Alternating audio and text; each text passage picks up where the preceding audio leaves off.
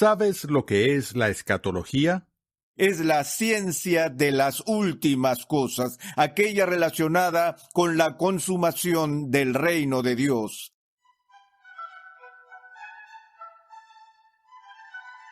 En esta nueva entrega de Renovando tu Mente, continuamos con el episodio 25 en la serie de enseñanza del polvo a la gloria, Nuevo Testamento. Y llegando al final de esta serie, nos preparamos para estudiar uno de los libros más fascinantes y polémicos de la Biblia, el libro del Apocalipsis. Acompáñame al aula de clases con el Dr. R.C. Sproul en la voz de Pepe Mendoza, mientras nos presenta los desafiantes símbolos de este libro y su mensaje alentador.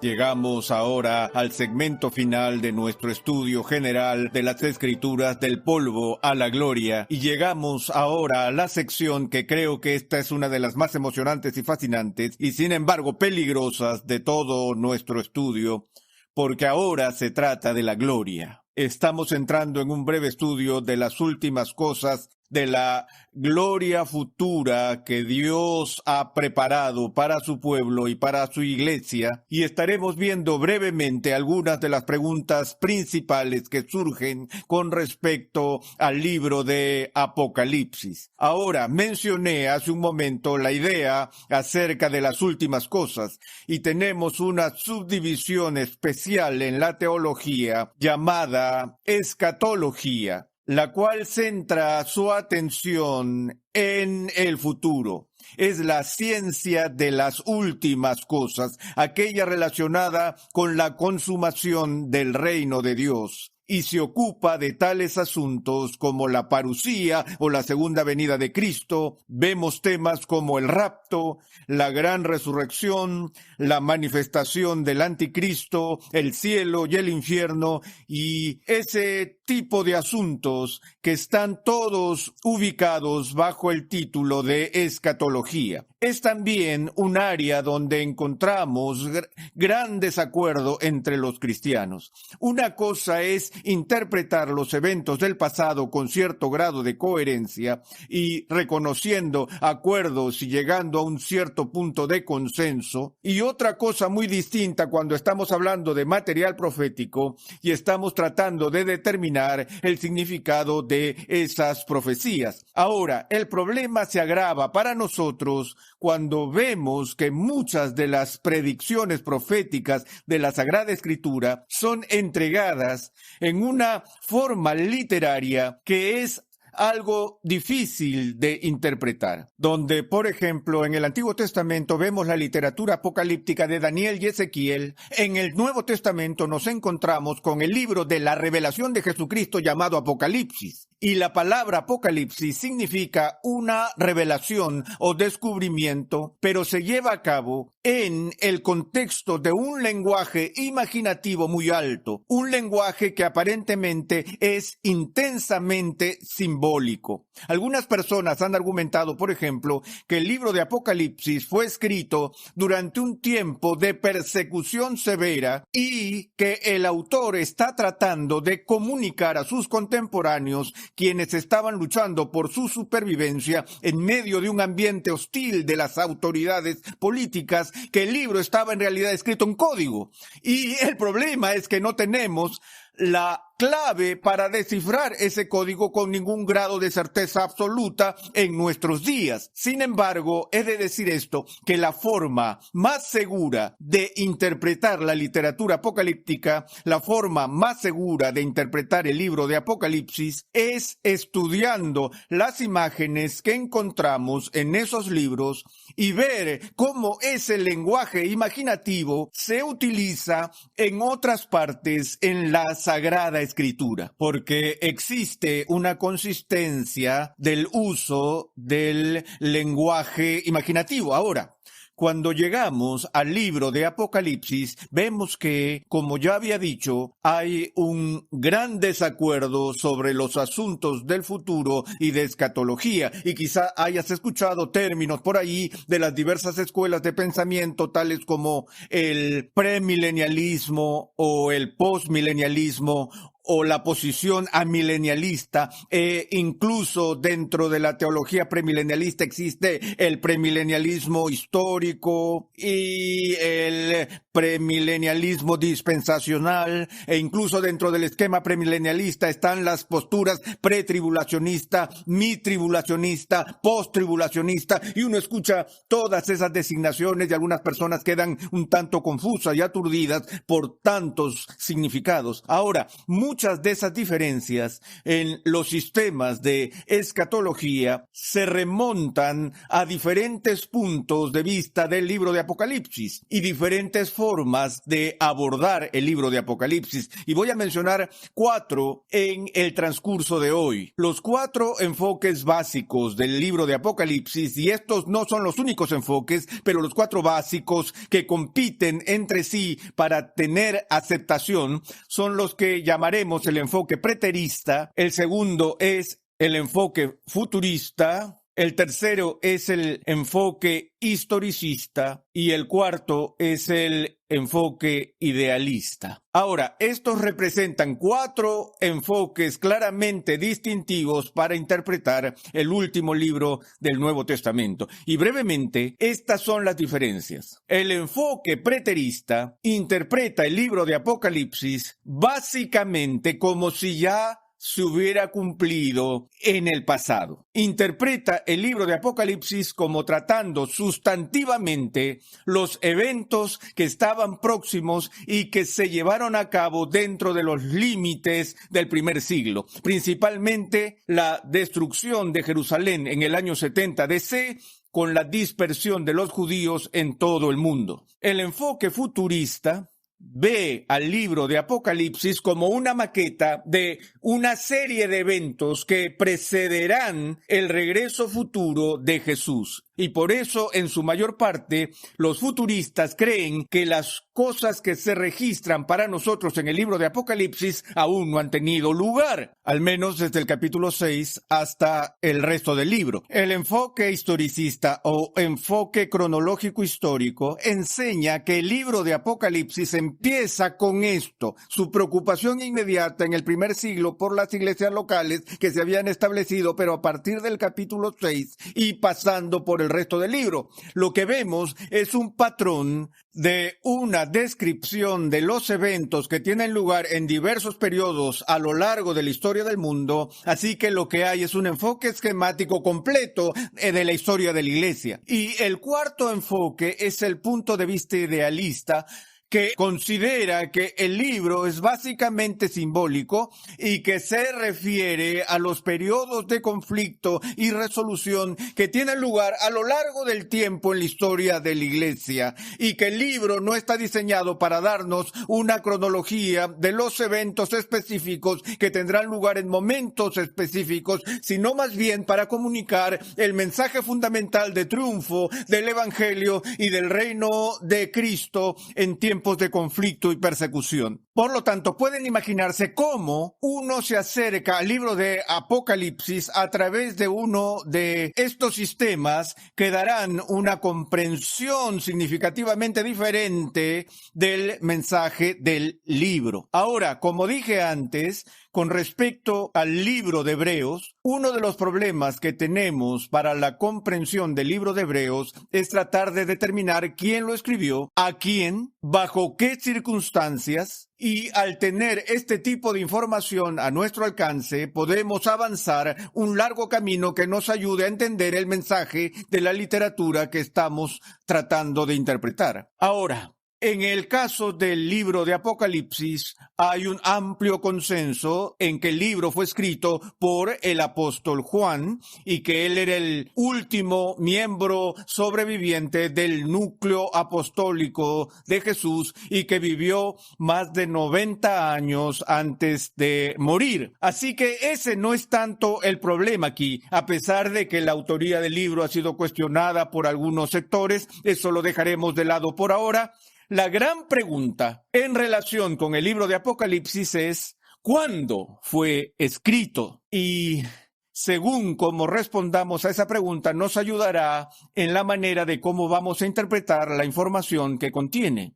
Ahora, de nuevo, los estudiosos están divididos en esa pregunta y podría decir que en diferentes momentos de la historia de la Iglesia, el mundo académico alcanzó un consenso, pero luego ese consenso fue cuestionado y lo que había sido un enfoque popular se desvaneció en el entorno y otro punto de vista tomó su lugar y eso alcanzó consenso, pero los consensos que hemos tenido no han sido duraderos. Pero el enfoque tradicional del libro de Apocalipsis es que fue escrito algún momento entre el 95 DC y el 96 DC. Muy tarde en el primer siglo. Ahora, eso es importante porque si en realidad hubiese sido escrito, no debí decir hubiese sido, ciertamente fue escrito después del 95 DC o después del 70 DC, eso eliminaría por lo menos uno de los 4 sistemas de interpretación que ya hemos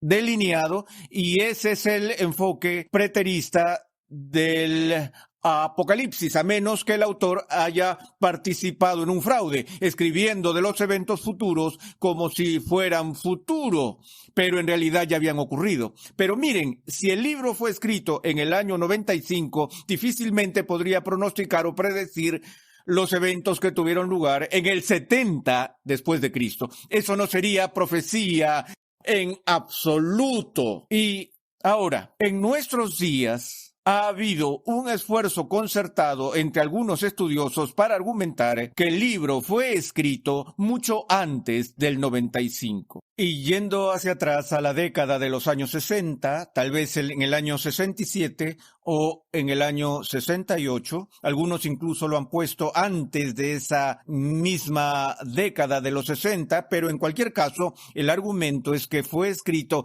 antes de la caída de Jerusalén en el 70 después de Cristo. Y dicho sea de paso, esa fecha, el 70, la caída de Jerusalén es una de las fechas mejor fijadas que tenemos para cualquier acontecimiento en el mundo antiguo. Así que podemos estar bastante seguros en asumir que es una fecha correcta para ese evento en particular. Ahora, cada vez que vemos la pregunta de la fecha de un libro de la Biblia, dividimos la evidencia en 2 tipos de pruebas.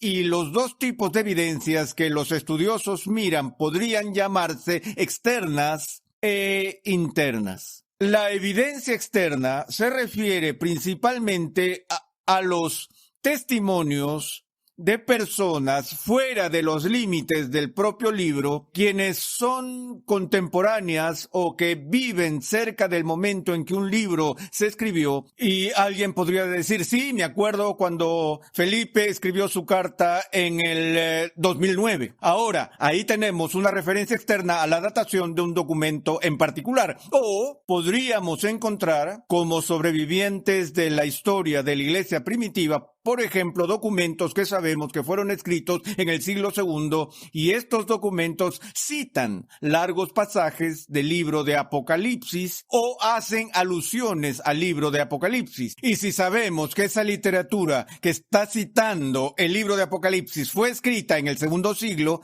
sabemos con seguridad que el libro de Apocalipsis fue escrito antes que esos libros y no es un documento del siglo III. Ese es el tipo de trabajo de detective que los estudiosos hacen cuando examinan la evidencia externa. La evidencia interna de la redacción de un documento se podría obtener cuando una persona se identifica a sí misma y en efecto pone una fecha y dice, estoy escribiendo esto en tal y tal año. O si una persona hace claras referencias a los eventos dentro del documento que se sabe que han ocurrido en un periodo de tiempo determinado. Todo eso se convierte en importante para el establecimiento de la fecha. Así que, sin entrar en toda la tecnicidad de eso, vamos a ver esos dos enfoques básicos para la datación de los libros. Cuando vemos el libro de Apocalipsis, la principal evidencia externa, no la única evidencia externa, sino la principal evidencia externa a la que los estudiosos han señalado históricamente,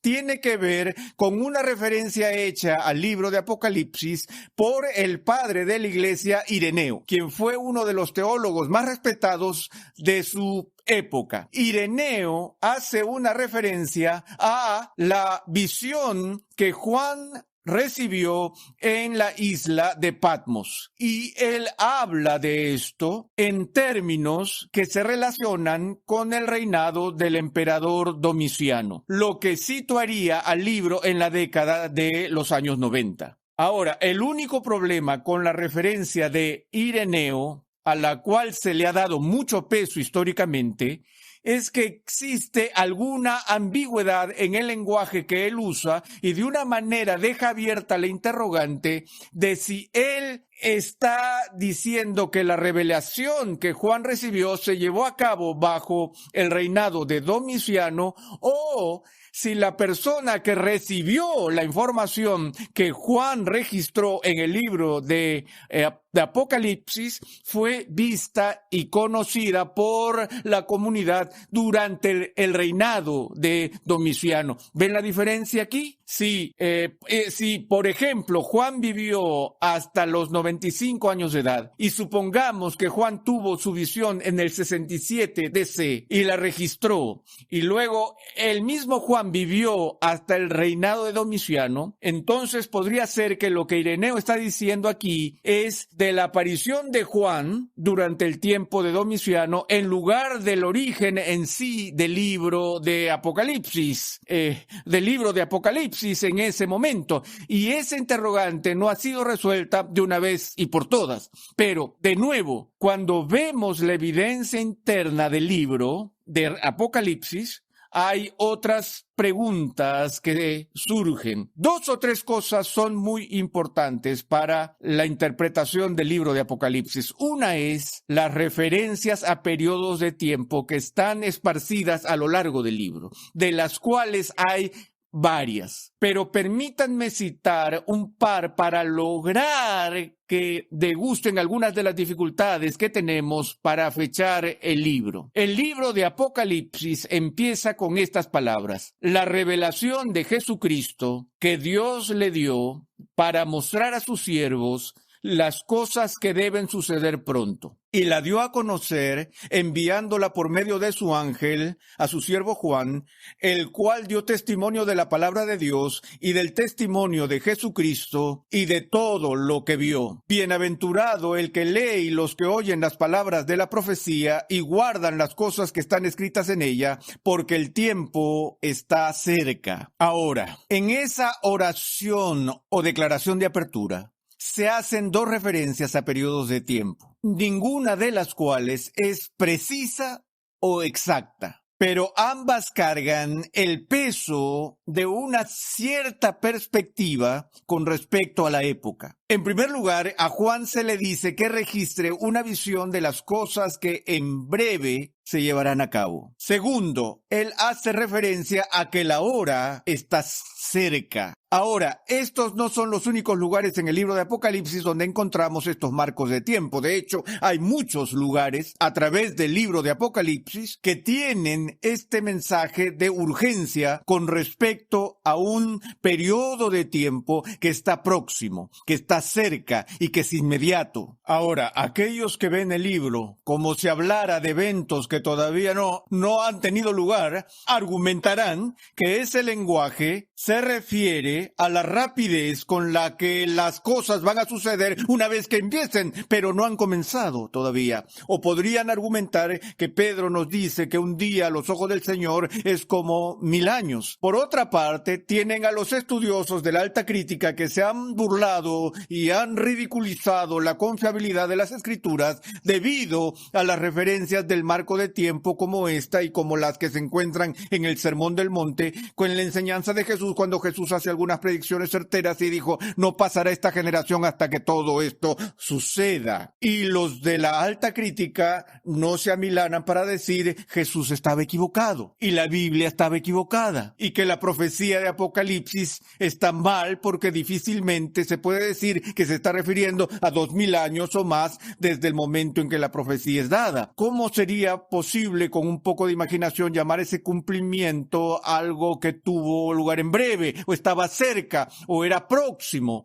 Esa es la fuerza de la posición preterista que ve que la mayor parte del material aquí está dirigido a una crisis que estaba en el horizonte inmediato. La acción histórica de redención más significativa que se lleva a cabo fuera del Nuevo Testamento es el juicio que cae sobre Jerusalén. Y por tal juicio, la iglesia cristiana surge ahora con su propia identidad como el cuerpo de Cristo. Pero en cualquier caso, esa es una de las referencias internas. Una segunda referencia interna que los defensores de la fecha temprana han visto como significativa es el lenguaje a lo largo del libro que habla como si el templo todavía estaba en pie, lo cual sería difícil de explicar si el libro fue en efecto escrito en el 95, después de que esta devastadora destrucción del templo se llevó a cabo. Una tercera, solo para darles una idea de la dificultad con la que nos enfrentamos cuando estamos tratando de determinar la fecha e interpretar el libro.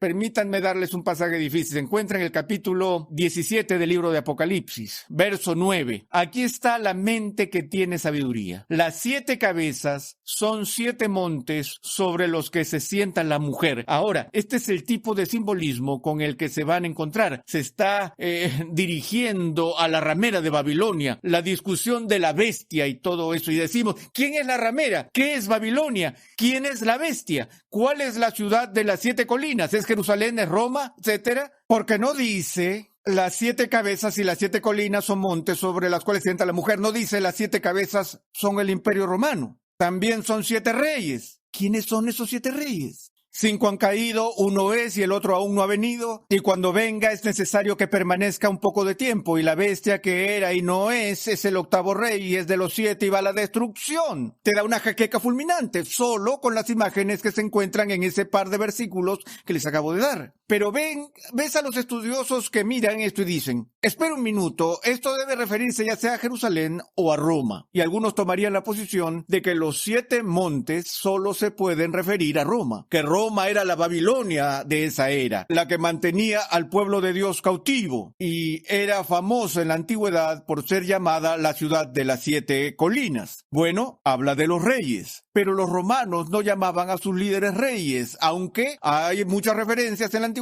a los emperadores romanos como reyes, incluso en el Nuevo Testamento, cuando los fariseos dijeron, no tenemos más rey que al César. Aún nosotros encontramos en el Nuevo Testamento una referencia a los emperadores como reyes, y luego sigue la pregunta de ¿quién es este rey que ahora es? Este es el tipo de trabajo de detective que continúa. Hay 7 reyes, 5 han caído, 1 es y el otro aún no ha venido. Entonces tiene 5 reyes que se presentan en tiempo pasado, 1 en el futuro y 1 en el tiempo presente. Ahora, si supieras quién era ese rey y si él está presente, eso favorecería mucho para ayudar a fechar el libro. Hay varias teorías al respecto. Pero si los reyes se refieren a los emperadores romanos, y si tú empiezas a contar los emperadores romanos desde Julio César, como la mayoría de los estudiosos de la antigüedad hicieron, entonces podrías llegar a los 6 reyes, o al rey que es, sería Nerón. Y si el libro fue escrito durante el reinado de Nerón, entonces, obviamente, esto sería un libro que se ocupa principalmente de eventos que se están desarrollando durante la gran persecución antes de la guerra de los judíos y la destrucción final de Jerusalén. Ahora, de nuevo, no estoy diciendo que eso es definitivamente lo que eso significa, simplemente estoy diciendo que ese es el proceso para tratar de evaluar y analizar la evidencia interna y externa. Y como pueden ver, solo con esto hay tantas preguntas acerca de la identidad de Babilonia, las 7 colinas y los reyes, y cuáles reyes son contados y desde qué punto, que lo que estamos haciendo aquí es el mejor trabajo de detective que podemos hacer. Pero espero que veamos en el tiempo que nos queda que a pesar de que estos diferentes enfoques del Apocalipsis son virtualmente incompatibles y que alguien ciertamente está equivocado, incluso en ese contexto no debemos desesperar porque el mensaje central del triunfo de Cristo y de su reino aparece tan magníficamente en este libro que ha servido como un tesoro para la iglesia desde el primer siglo hasta nuestros días, dando el aliento de Dios a todos los que sufren aflicción a manos de los enemigos de Dios.